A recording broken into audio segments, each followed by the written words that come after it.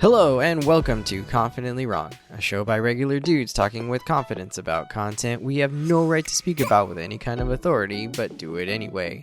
I'm Wesley Nakamura, and as always, I'm joined by award-winning director Brian Redondo and Savon Jones, aka Captain Bonnie.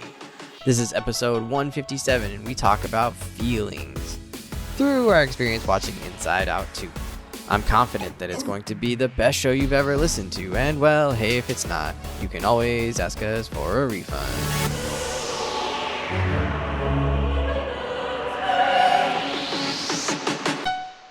Incredible! Hello, gentlemen. What's up? Oh, Brian, you looking fresh with a lineup is going. You got a button up on or something? Ooh. Yeah. You go to Sunday brunch, my man. All right. I had my quarterly haircut. I'm good for 3 months. Nice. That's it. Sav, good morning. Ready for the holidays. Nice. What's cracking, Wes? Wait, you went on some kind of big thing yesterday? You said you were out and about? Oh, yeah, man. I don't know. I went to the movies yesterday. No, not yesterday, but, went to go see Inside Out, which we're going to talk about for sure. Our episodes. I went to this 85 South comedy show. Oh, what's that? So it's these... You're not gonna know who any of these people are. Okay, but try them. Just shout them out anyway. Have you heard of a? Shout them out anyways. Please make up names. Okay, have you heard of the internet personality comedian DC Youngfly? Nope. Yo, you don't know DC Youngfly? Wait, Brian, do you know DC Youngfly? No, I'm just messing with you guys. No, but it's him. He became famous on like Vine and social media, doing like funny reaction videos. And then Vine has not been around since 2014. Sav, what are we doing? I know, here?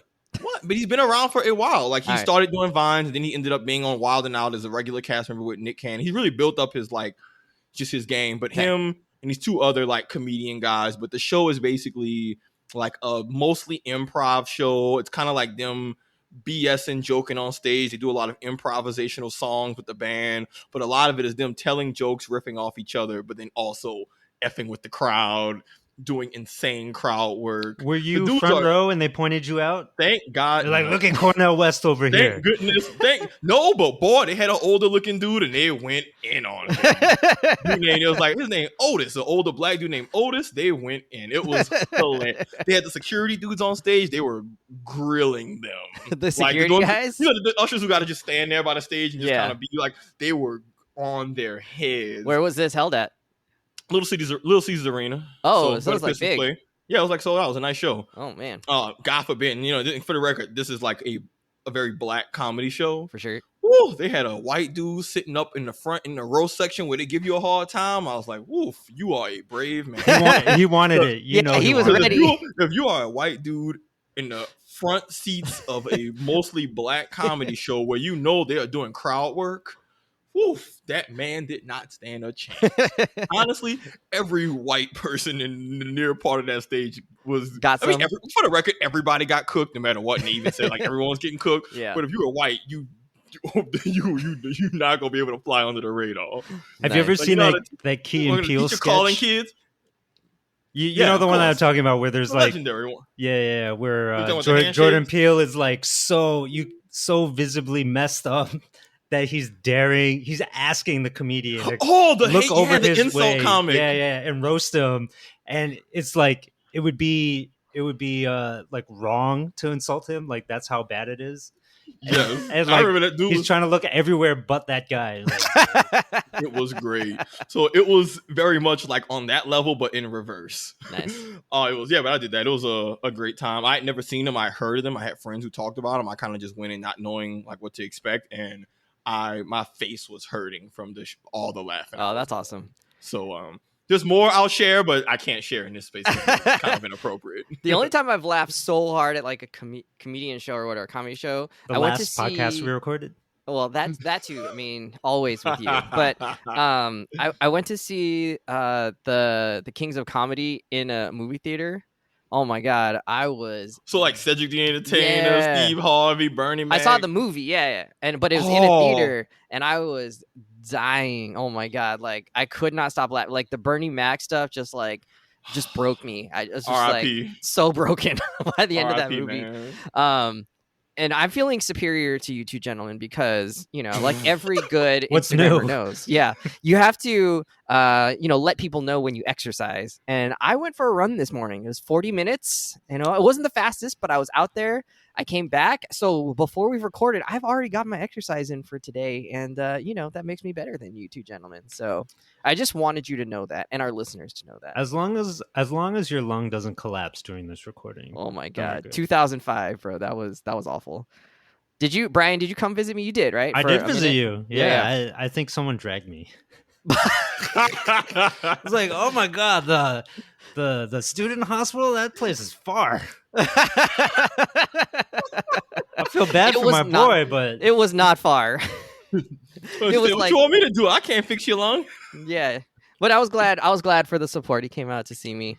I didn't understand. Like, I was confused by the idea of a collapsed lung at that point in my life. Me too. I was like, wait, so it like fell a little? So it's like in his stomach? Is that what happened? I was befuddled. Isn't that a gunshot injury? Like, I didn't get shot by anything. Like, what happened here? And the doctor's like, no, that's not what. No, so collapsed lung, no fun. Don't get it. It's very painful. However, what I do recall is that a certain co-ed from our school, a young Jen Tran, visited multiple times. If I'm not mistaken. Yeah, she was probably the first person I called after I told my mom, but she's in California, and I think I called Jen. I was like, I need something. I don't even know what I said, but she came and visited for a while, and that was great. So props to good friends who later becomes your wife. This was friend zone era Jen, mind you. That's a key part of the information. Because didn't Jen friend zone you at first? Oh yeah, for sure. We're hard in the friend zone. So what you did to get? That's all right. I know I'm. So he punctured his own lung. That's what happened. Look, I know we're getting off task, and we have a pod, but like, yo, man. Speaking of emotions, you were a hard friend zone. Oh, you know, we'll talk about it later. We were still friends. It was. I know that, but she showed up. Hard friend zone. She did show up. I mean, me and Wes were friends. I did not show up. You did show up. I showed up once. What did Wes do to make her say, hold on, Wes might be kind of bad?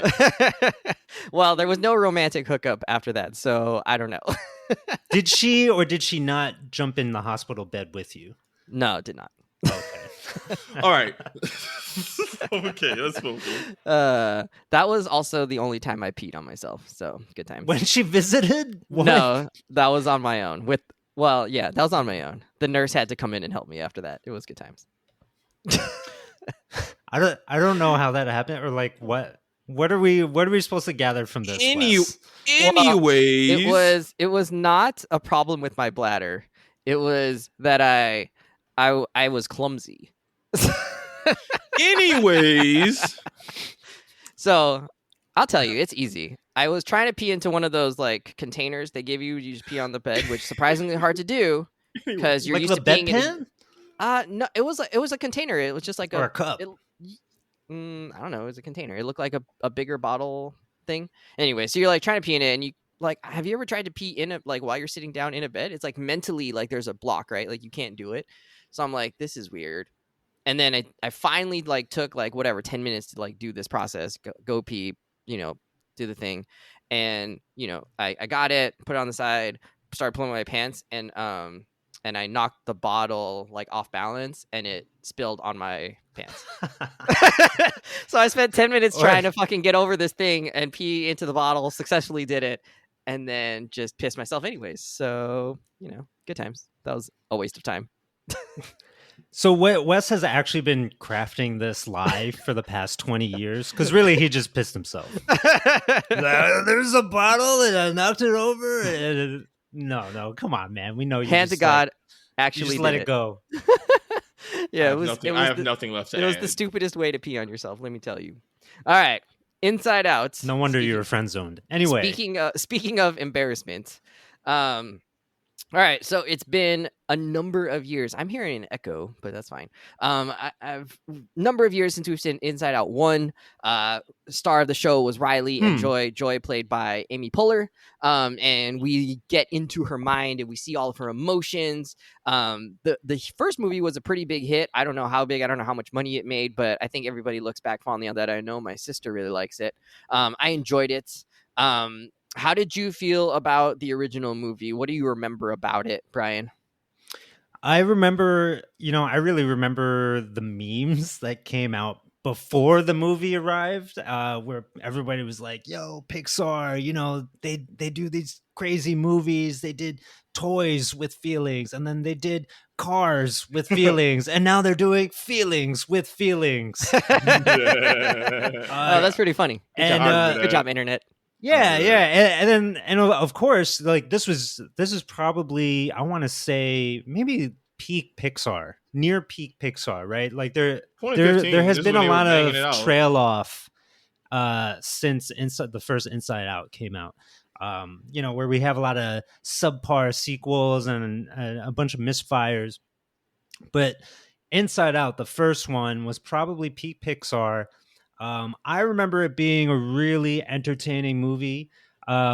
And I love that they went there, right? Like part of what made peak Pixar what it was because they were willing to go really hard and deep on different topics and different types of storytelling that you just wouldn't see in animated family fare. So them really going hard and deep about the different emotions that are circulating through, I think she was probably like a 7-year-old or something like that. Riley, the main character in Inside Out. I think she was 7 years old or something. So going really hard and deep into the emotions that are driving her as a human being was one. It was very fresh. It was very almost profound. About trying to live with joy and sadness together, and trying to negotiate those two emotions. And so it was just a really, really solid movie. And I think it is memorable because there was nothing else like it at the time. However, I do want to say, as good as it was, or as great as it was not my favorite Pixar movie. I definitely remember thinking like, whoa, that got heavy. Like, if you guys recall in Inside Out, Riley is about to run away from home. I think she's already on the bus, like to go back to Michigan or Minnesota or wherever her family's from. And I remember leaving the movie theater and being like, damn, that went somewhere. But especially for a family friendly movie. So it was a really a really memorable film, and one that clearly a lot of people fondly remember as well, given how well the sequel is doing right now. Yeah, I think they hit $1 billion in sales already. Yeah, they did. What was like your favorite Pixar, Brian? What's my favorite Pixar movie? Yeah, did you have a favorite at the time? Oh yeah, it's the same. The Incredibles. Oh my god, come on. All right. The Incredibles age stupid well. Yeah. Like, that's a movie that you can legit. Seen it in a long time. I rewatched it recently, and like the Dash realizing his powers and he could run on water scene. Like, I rewatched that scene. Chef's kiss. Like, I watched a YouTube video that broke down why it was a good scene of him. Okay, send it to us when you get a chance. I'll send it. It started off with like him being anxious, scared to use his power, realizing he can actually run on water. Then you watch his confidence swell up throughout that scene because his parents had it. That movie is so good. It's perfect, man. It's the Fantastic Four movie that we'll never get. Like, yeah, never, because the real Fantastic Four sucks. Yeah, it can't be best. Cannot be bested. Because the real ones are boring. Nice. My favorite Pixar is probably WALL-E, but Monsters Inc. also high up on my list. Monsters Inc. is definitely up there. Right. Honestly, Cars 3 is up there too, but that's another conversation. I've never seen Cars 3. Yeah, Cars 3 is literally about him tearing his ACL and then having to basically make a comeback because he's old. It's like, it's a story that for like adults it's are like, KD story. No. Yeah, it's legit. Like, kids will be like, "What's the big deal?" And then you're an adult. It's like, "Oh crap! This is about facing your mortality." And realize, what does that mean? Especially if you've been an athlete your whole life. Yeah, not a kids show or not a kids movie. Anyways, all right. What'd you think of the original Inside Out? I liked it. I actually didn't watch it until recently. Like, I watched it this week. You were forced to watch it. Oh, you just watched it. I watched it so I could catch up and be ready for the pod. Right. I enjoyed it. I had only heard good things about it. The premise was always really cool. I didn't go in thinking I wouldn't like it. I knew I would enjoy it. And I was like, it met the expectations that people around me had set for it. Like, I don't have any crazy hot takes about it, but it was a very unique concept that they executed in a very fun and unique way. And even though I have my own, I'll talk more about my opinion about the new movie. I enjoyed the first. I like the world they built. I like the concept they built, and I like how they fleshed it out in the following movie. But Word. I like Inside Out. Just period. It was a fun, good movie. Maybe the fact that the kid was so young, I think that's probably the only thing that can maybe make it a little bit harder for me to immediately relate to, especially since I knew the sequel was about this character as a teenager with more complex emotions. So I think that maybe colored my lens of the movie a smidge, but not in a way that takes away from it. But I just already knew there's bigger and better things to come because I'm watching this for the sequel. But great movie. But Nice. Great movie. I really enjoyed it. Cool. I don't remember when I watched it the first time. I've watched it a long time ago. Tracks. Yeah, I mean, surprise. Vintage So I West, baby. rewatched it this week just to kind of get ready for it, and me and Jen were both like, "That I don't remember any of that stuff happening." We were both like, "Wow, that's not how I remembered that." Is your like some of the memory cool stuff. issue is it contractable? Like, It's contagious. yeah. It's possible. Maybe this is the sign that this may be just like a monoxide leak in y'all's room, and y'all just actually, this is the sign of like, oh, we're Have you not. checked fuzzy for brain. asbestos yet? It's persisted across multiple houses and multiple cars, so I don't know that. I'm trying to give you the benefit of the doubt, player, but you're not doing. Yeah, you're not I don't making think that's easy. it. I think it's just internal.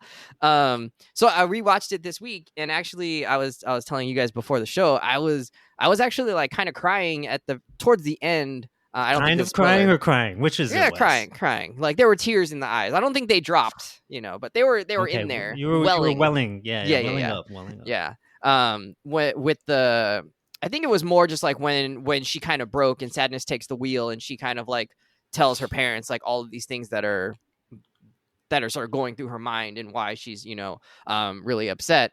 And, I think like probably it hits me harder now than it probably did when I saw it the first time, just because of being a dad and like knowing how hard it is for kids to process their emotions. And you as a parent always want to like protect them as much as possible from like pain and suffering and all of this stuff. And so like relating to the parents, like being stressed, but like missing these signs and then not knowing what's happening with the, with the kid and all of that. And the You kid having freaked out, didn't you? having the kid have to say just that, like, I'm really struggling, and that's like a hard thing for a kid to say. And she had some language around it that like obviously is much more mature, I think, than most 10-year-olds would have, but still pretty impactful, I think, for me to watch that as like this kid is able to like sort through her emotions and kind of the parents are able to say like, oh, we're still here, we still love you, and provide that. So I thought that was cool, and that got me a lot. So that's where I was at on Inside Out 1. Was it almost, so on rewatch, was it almost as good as Wall-E in your eyes? Did it hit those levels? Did it hit the highs? I think that it hit that high, but maybe not for the entire movie. Okay. If that makes sense. Okay. Whereas, like to me, I loved good Wall-E. understanding Like, of the bar. Yeah, I loved Wall-E through the whole thing, and was just like blown away by the beauty of it, the way they like started the story with no dialogue, but you get a characterization of Wall-E and his world and all of that, and then the mission that they're on is pretty cool. And I don't know, yeah, Wall-E hits like kind of a cool note for me as well. All right, so in Inside Out, Savon alluded to this. We get into Riley's kind of starting of puberty and kind of middle school era and rolling into high school and all of the complex emotions that go with that in terms of like your friendship. And and this is not, a groundbreaking thing that like, your parents sort of start to take a little bit more of a backseat as you get older into high school era, and your friends start to take more of a bigger role in your life and your thinking, your emotions. So that's what this movie is kind of about. By the time you got to the end of this movie, what were you guys feeling about the movie, Sav? See, by the time we got to the end, I felt a lot of things. I felt like, woof. This woof. I felt multiple times like I felt personally targeted multiple times in that movie. I'm just like, hold on, what I did? I'm like, hold on, is this movie about me? What did I do? I didn't know you played hockey. Wow, yeah. Michigan really got to you. But a lot. Come on now, but between all I'm gonna be the new Mr. Hockey. But nah, man, like just the way that this movie talked about the balancing of emotions and anxiety and all that, I was like, "Woof, this is." And as someone like, who this is real. As put it like this, I'm probably someone who is maybe has anxiety, but is probably in denial about it. And Aren't we all? I don't know. It's a good question. You smoke a lot of weed, though, man. Yeah, I think I guess they go hand in hand. Yeah, I think there's maybe a little bit more of an overlap than I'm willing to concede, but that movie definitely made me think about anxiety in a way that I haven't, and it was very the movie had me in a very reflective state. Like, nice. Put it like this: when the anxiety took over and there's that scene and she has the new sense of self and it's just that really painful I'm not good enough, I was like, oof, shit. I was like, oof, this is a very intense movie. I don't know if everybody else, again, I'm curious about people who don't have feelings of anxiety, how they felt about parts of this movie, because I think I'm a pretty anxious person a lot, so maybe a lot of this movie resonated.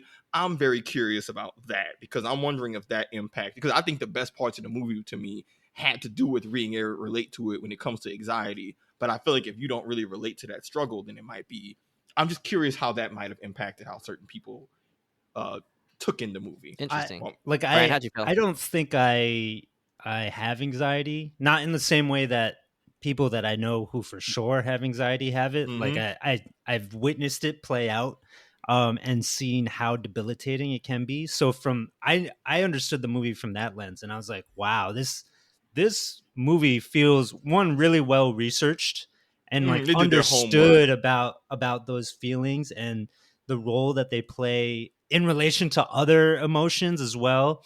And also, I think a big key part of it was that they didn't make anxiety, the character herself or itself, as a bogeyman. Like it wasn't something big and horrific. It was also something to be sympathetic towards. And also relatable, in a way, like by the end of the movie, like you also wanted to give anxiety, the character, a hug.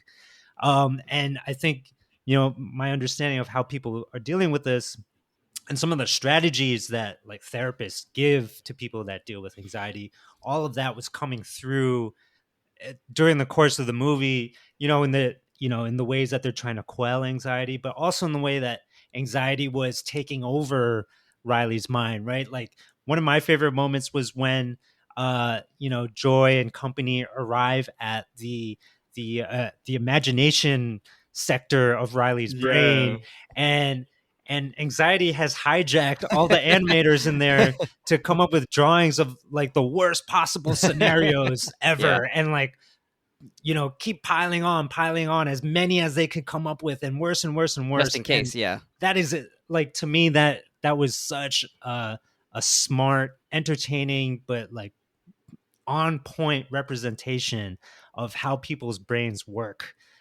when they're losing the battle to their own anxiety. And then it was really cool to see Joy flip it and try to get those Imagineers to come up with happy outcomes, to think of the positive that could occur. And I know definitely that is a strategy that I think therapists ask people to employ, like consider these alternatives as well. Like you can't just like be inundated with the worst. So like for friends in therapy or therapists that are listening to this, tell us if that's true. Is that a good strategy for people to use? Yeah. Like, do you have animators in your head that you can give better direction to? Oh, Brian, one thing I want to add to what you said. Another piece I liked was that this movie didn't really, kind of what you were kind of hinted at, the movie didn't really have a true antagonist. Like anxiety, because anxiety, even though they were effing things up, like even in the beginning of the movie, they established that anxiety does play a role, right? In the start of the movie, Joy is kind of effing up in terms of like, hey, yo, Riley does need to kind of focus and lock in right now. Like anxiety isn't wrong about some of these general points. And even in that first interaction with the girl Val, I think anxiety actually takes charge in a way that has a desirable outcome. So I think it's a very tricky balance of being able to talk about how anxiety can be so destructive and debilitating, but it is still an emotion. And as wild as it sounds, it still plays a role in you being able to be forward thinking and be kind of like, assess risks, but like all feelings, moderation. But I'm glad that they did a good job of not just making, like I was watching the movie like, oh, there's not a villain in this movie. Yeah. Cool. And I'm here for it. Joy f's up too, right? And which was true in the first Inside Out as well. Joy was guilty of the same thing exactly. that anxiety was of. Like, remember in the beginning, Joy was like, "Oh, we're only going to throw away the not positive experiences." I'm like, "Oh, that's not how we work as people, right?" Then bad things happen. Yeah. Joy is deluding Riley. Right. And I feel like I have known some of those types of people too, where you're like, yo, you are really drinking the Kool-Aid over here. Like, you got drinking your own Kool-Aid. Yeah, you need a reality check. Yeah, but even a bit, like, even I didn't think about, like, oh man, thinking of my own life, like, man, some of the worst things that have happened to me in my life are still a key part of who I am, and there's no universe where I would want to get rid of that or suppress that, right? Like, even the movie, I was like, I didn't realize how big of a deal that was towards the end when I thought, oh wait, our negative experiences also shape who we are, and it just gave me perspective of, like, this movie really did just have people doing a lot of reflecting and thinking after. I was like, oh man, I gotta go sit in the dark with some tea for a minute. Not Antifa, with some tea for a minute. Some anxiety, as they gave our friend at the end of the movie. Indeed. I could smell it. And the vibrating chair, like the one I'm in right now. Again, I felt like this movie was personally attacking me. Of like, oh, they got anxiety with the tea in a chair with a robe to chill the F out. I'm like, so you're like, I do that. Wait, was she in a robe too? I didn't catch that. I think so. Or did you project a robe onto her? Maybe I projected it, but they definitely gave her the tea in the chair of just like, hey, yo, you just need to be in your comfort zone. Yeah, you tripping. She just needed a blunt. You crashing out, dog. Yeah. What if they put that in the movie for a kids movie? That'd be crazy. Hey, teenage years, right? Yeah. Experimentation. I don't consider myself like particularly anxious. I mean, I do have, anxiousness over like certain things, like when school is about to start or when I'm about to start something new. Like, I definitely have a lot of, anxiousness around that, or applying to jobs. I get pretty anxious or like fear-based around that kind of stuff. But I think because maybe this movie like went so hard on anxiety, and that being the central conflict between anxiety and balance, that I actually didn't relate to this movie as much as I did to the first one. And not that I relate a lot to sadness, but I think just like I related to like what is like hard about like balancing your emotions, right? And like feeling these big feelings, and how do you deal with them? Like whatever your big feelings are, I think that idea in the first movie connected with me more than like this movie, where it's more like keep your emotions kind of balanced, and like those are positive ways to deal with things. I think like that's something that I feel like I do well already, and so I wasn't like, oh yeah, this is me struggling through this thing. But that doesn't mean it wasn't good or like enjoyable. I definitely still like enjoyed this movie quite a bit. I think it means maybe you have more of a 7-year-old brain than also could be that teenage brain. Well, let me get some of that, because I was like, man, I don't want to relate to this shit. So I was saying this earlier when I was talking about the first movie. It was like, it kind of went to some really dark places that I could not identify with, especially for such a young child. But this movie, which doesn't necessarily go to extremely dark places externally, right? Like internally, sure, with the anxiety and stuff, but externally, it's sports camp. She just said sports camp. That's it. And like, so all the tough things are just about social interactions. Like, oh no, I'm trying to look cool. I want people to like me. I want to set myself up to be, on the varsity team. Oh my God, like now I'm lying about things. Like I'm pretending I like stuff that I don't like, and I'm pretending I hate stuff that I actually love. Like, to me, all of that stuff felt really relatable for a teenager, and really relatable for any human being that is functioning in a society. I can't say that. Society, you got it. And so like those kind of interactions where you're like calculating a bunch of stuff, like to me that felt really relatable. And I kind of identified with all that stuff. The thing that I was wondering though is like, wait, isn't she she's growing up, she's a teenager, isn't this about kind of like puberty and that kind of evolution? Like they're definitely missing a key emotion here. Where's horny? Yeah, we're where's she at? not gonna do Lust. Yeah, We're not like gonna come have. on, like come on. What are That'll we be talking about here? for the PG-13 Inside Out 3 when she's in college. We'll do that. That'll be the one for later when that Yo, come on, generation has Pixar, gotten take even us older. I Let's be I real. think I think you're right in that noticing or observation, but like thinking about how my sister went through school, the friends thing was first. Like this awkwardness around like fitting in with your friends and then like really paying attention to what do my friends think about me was like really a big deal for my sister as she was growing up in like that late like early middle school era, like even a little bit into like elementary school. So I feel like it sort of makes sense that like that's what this film was around, because that is really big, especially for girls. I think also that's maybe part of why I didn't relate as much to this, because like yeah, I wasn't like someone who was in like always in the cool group or anything like that, but I didn't have this like constant like wondering about like, are these friends genuine, or are these friends like about to leave me, like, you know, like that kind of thing. Like our friend group was pretty stable in terms of like how it went, and like we were friendly with a lot of different people, and there wasn't a lot of like infighting and gossip and that kind of thing that can kind of trip up different friend groups. So that's also too like somehow I missed that or avoided that, you know, in a I don't know. I mean, I think but some of that is just me. but some of that is just like life experience stuff, right? Like, to Brian's point, some of the stuff you don't have to be a young person or a teen to relate to it. It just has to do with like your life and what's happening in it. I can't relate to Riley having to go to camp. No, but the friends thing was losing the point friends, of it, right? But but me moving to Detroit, absolutely, right? Leaving friends, but even the camp stuff, there's still like analogies to it of starting over, building your new group. Like you can still be a grown adult and still be nervous about making new friends, saying the right things. If you say the wrong thing, you're by yourself potentially, or you won't have friends. Or if it's a job, right? I want to do this new job right. My job is why I'm in this new city. I want to make sure I don't F up. And you know, like you could, like I said, even I'm sure other people could do the same, but even just thinking of my own life, I'm like, shit, I could make this entire movie almost a one-to-one analogy to recent experiences in my adult life and how anxiety can still play that role, and all your other emotions as well. And like, I'm trying to figure out when I want to fit this into my thing, but like the best line in the movie was maybe when you get older you just start to experience less joy. Oh like, my god, that? Yeah, I was like, oh, that's too real. I mean, I think that's sort of the case. Yeah, I'm like, you're not wrong, and I hate it. I hate it. Yeah, this movie was definitely made by adults. Yeah, this movie was. You got responsibilities. Just like, what the hell did I do? Like, I thought we was about to be laughing about some feelings, do a few funny bits. They out here got me reflecting on my own feelings and all that. But that being said, and I was doing a little research in the movie. They said they consulted like child psychologists, therapists, actual teenagers.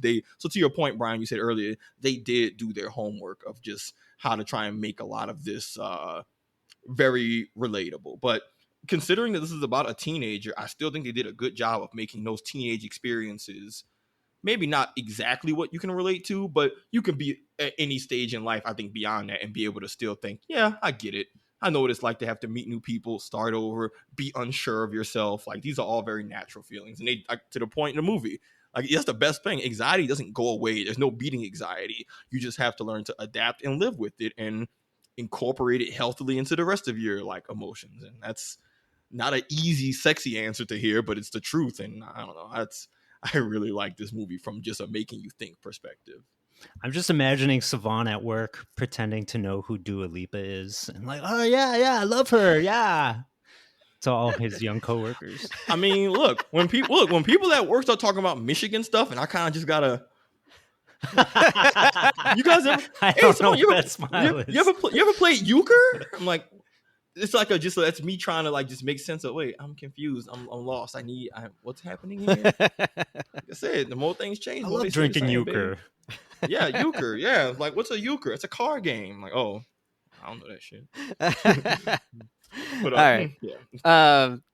Did any? I guess Savon. It sounds like for you, the anxiety character and some of the like messages that came out of that were things that like stood out to you. For you guys, was there any like you really like latched on to one particular moment or emotion or I don't know feeling that sort of went through the movie? Brian, was there one that kind of stood out to you, or you were like, yeah, that was deep? Well, I mean, my favorite joy one? emotion was the old grandma who like starts to walk out of the Nostalgia. closet. Nostalgia. Oh, And they're that like, was "Oh, it's great. too soon for you, too soon for you." But is it? And like for me, that's like such a strong emotion. Yeah, Yeah, the adults for get somebody smacked by that's that shit. does a podcast on comic books and shit like that, like clearly.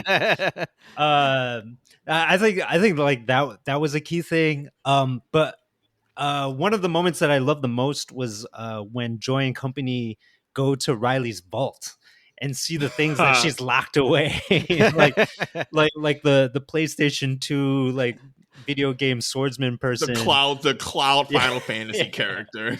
But I also love the fact that the movie embraced different styles of animation. I see Pouchy. across Dora the the Spider Explorer. Verse, having its impact on animation. So it's not like just like pure Pixar all the time. But like just this idea that there are things being hidden away, and that kind of went along with this other plot point of Joy tossing out memories that didn't belong, right? And deluding Riley, and so like there's like a grander story that's happening here about Riley embracing everything, embracing all the memories, embracing everything in your dark past, finding out what the big secret is, which I don't know about you guys, but for most of the movie I thought the big dark secret was that like, Riley is attracted to women or something like that and doesn't want to talk about it. But we find out later in an ends credit scene that she like lit Burned the a rug hole in on the fire or rug. something, like come on Pixar, just like come on, take us there.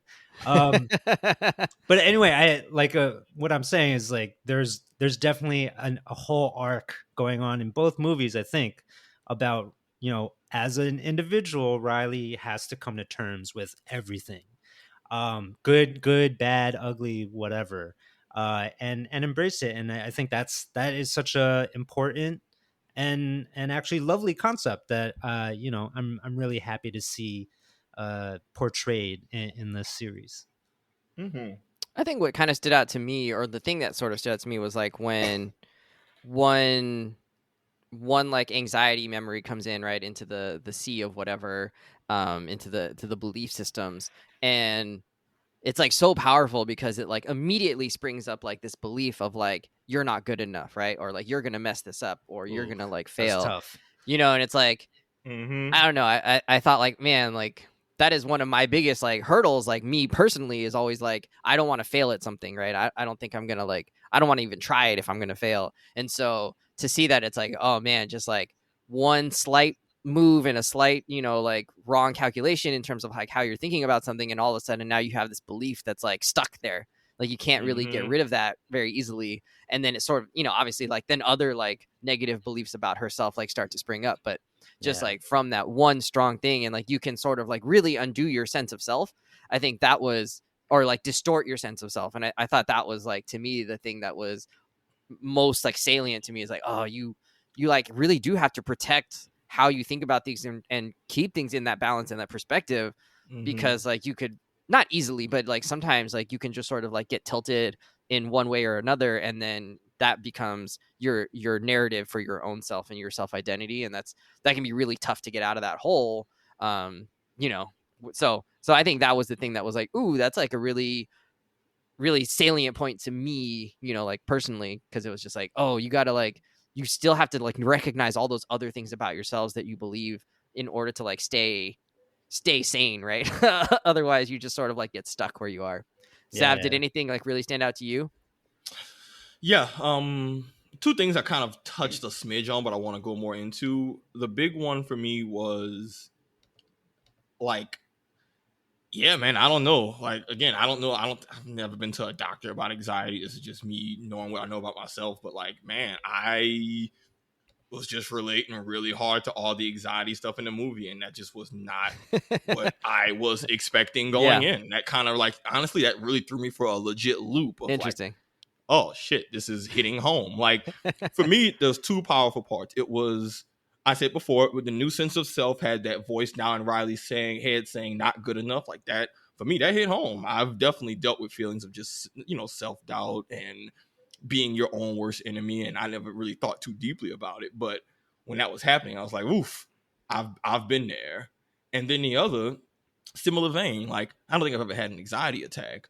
But when she was in the penalty box, like tapping her foot, clicking, just tapping her hands, all that kind of just like I've had moments. Panic attack, yeah. I've had moments like that where my foot is tapping uncontrollably. I'm frustrated, whatever. I don't think it was to the extent to where I think I'm having a panic attack, but like, man, when I'm having when I'm having a moment where I'm really struggling, that's what that shit look like? Oh, Yeah. Lord. So it was more of like seeing it from an outside looking in was very interesting, and also seeing it from an inside looking out. And I think in both instances, inside out. Well done. Hey. Bravo. You hear me? I personally had some very interesting, just like reflections about what does anxiety look like internally and how does it feel and how do I give language to feelings that maybe I struggled to. But on the flip side, how is that stuff showing up to me? What are things that I just thought was maybe a quirk about myself that actually maybe it is, but maybe it ties to anxious traits I have. Like I said, I tap my foot a lot when I'm like just anxious and I don't think about it, but once and click, tap things, move around, pace.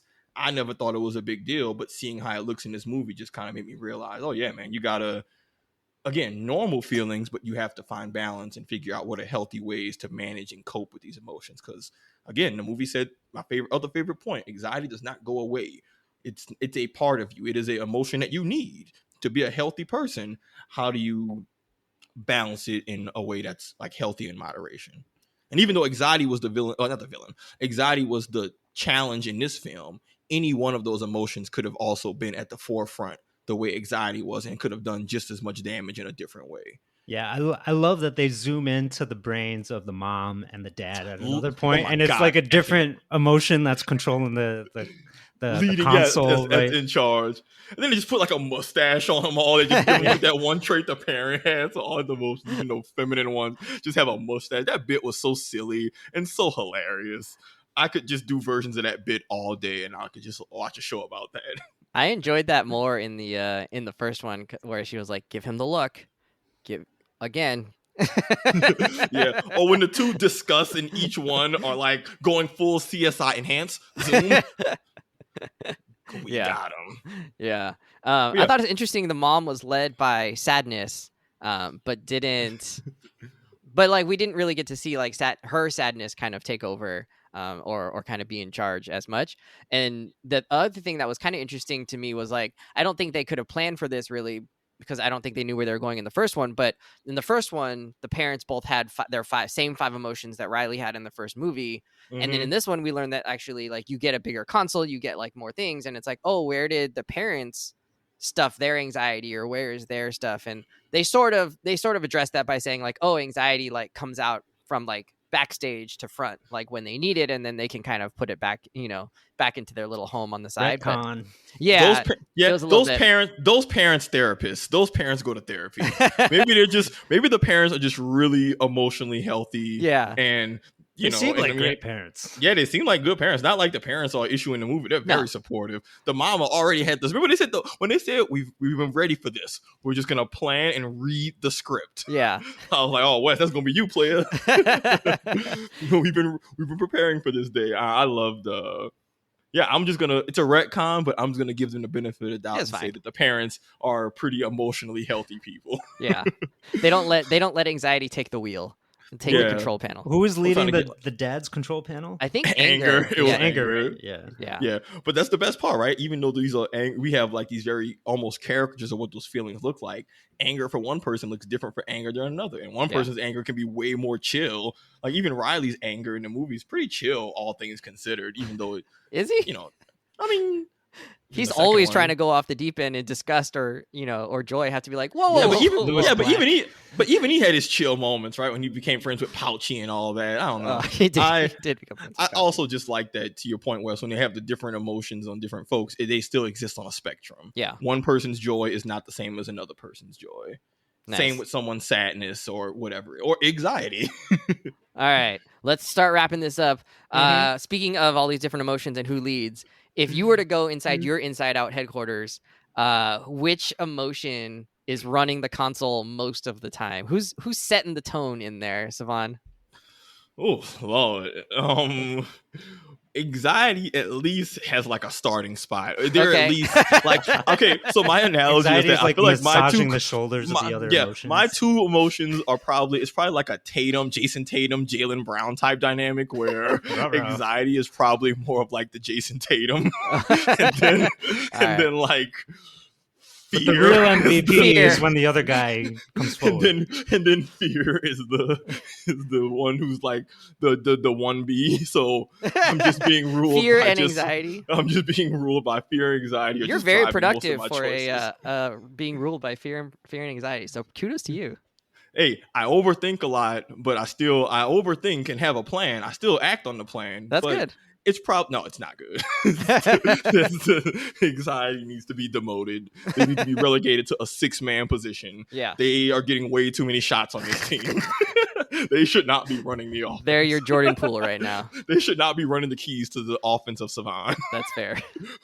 Brian, who's in control of your console?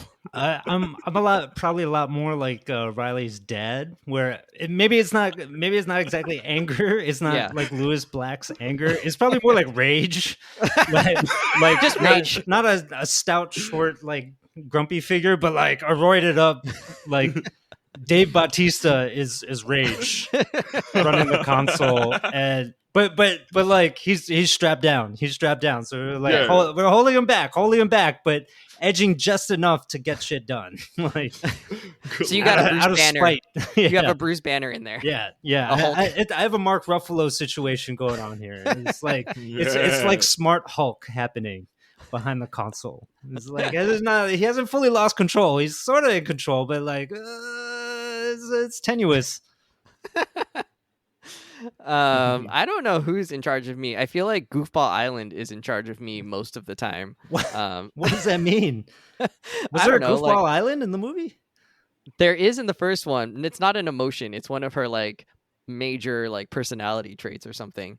I don't know. I just like my default is to like not take things too seriously. So which like I also have a professional self that like does take things very seriously, and you know, a parenting self that takes things pretty seriously, but you know, if I really was honest, I'd probably just want to be goofy for most of my life and enjoy that space. So maybe it's more ennui, man. Maybe that's who's I get bored. Yeah. Ennui is just like, whatever. Yeah, let's just do that thing. I don't know, whatever. I don't know who was in charge for Wes.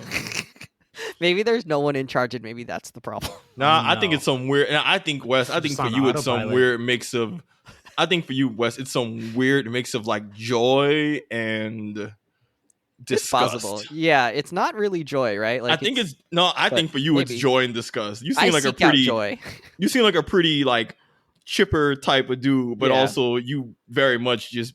I don't know, I think you get annoyed by things that I think are silly. I think disgust and joy. Okay. I think you're just a happy dude who's like, why they like that shit? That's good. I don't like that. I like how you guys know me better than I know me. Maybe that's also. This is just me throwing out my 2 cents.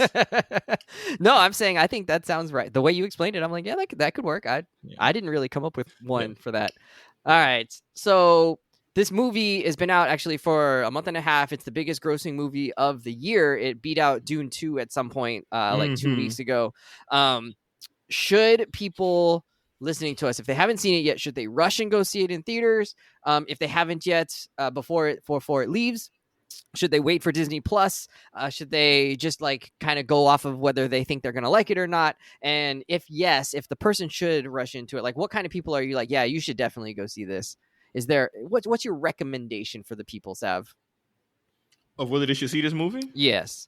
Well, specifically, should they like make it an effort to like go to the theater and see it before it hits? I don't think this movie is some like theatrical experience in terms of you need to see it on the big screen. Although it is a fun, pretty movie to watch, admittedly.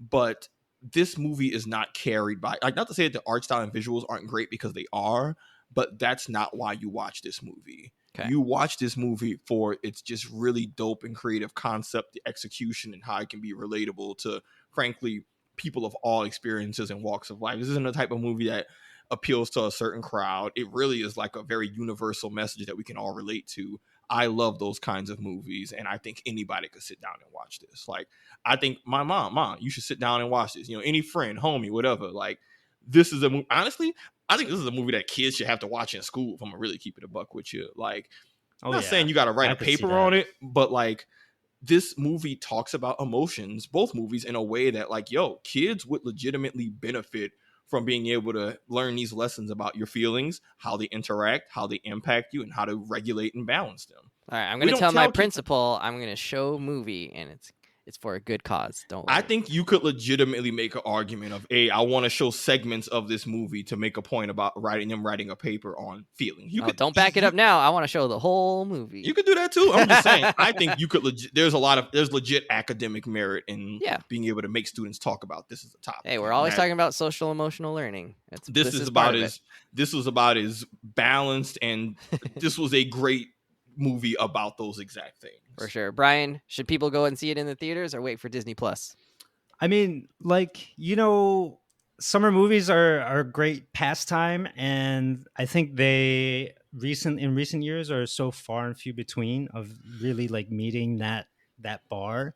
Wait till next week, Brian. This is one of the few ones that does. And so I recommend, like, you've probably already seen it. If you're listening to this podcast, I think you've probably already seen it. But if you haven't, maybe go check it out. I do think it's worth it. I will say I do agree with Savon. It's not like the most astounding visually movie, though it's great, right? It kind of feels small in a way, right? Because it's just about hockey camp, and not something like more grandiose that has huge landscapes like Dune or anything like that.